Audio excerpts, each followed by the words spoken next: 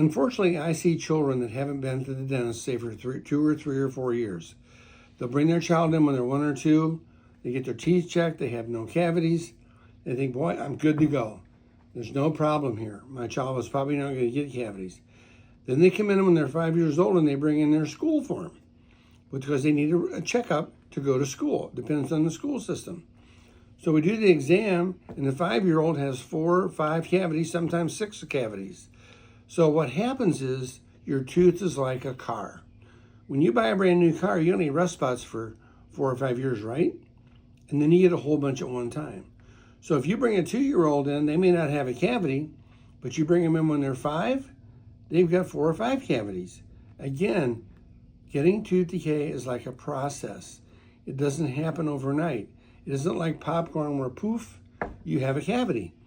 So it takes months, years, whatever, for the bacteria and the sugar to soften the enamel, just like it takes months and years for the salt and sand, if you live in a northern state or where there's a lot of snow or rain, to soften the paint on the car.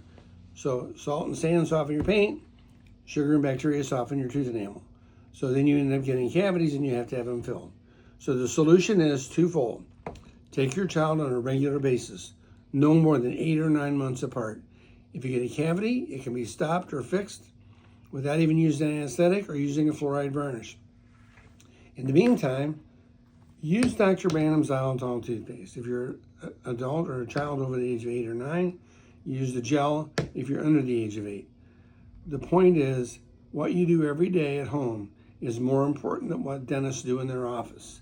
And unfortunately, for the general public, a lot of dentists don't recommend Xylitol toothpaste because they're not taught that in dental school. So share this with your friends. My goal is to never have to fix your teeth. So see your dentist on a regular basis, use Xylitol toothpaste, and have a good rest of your day.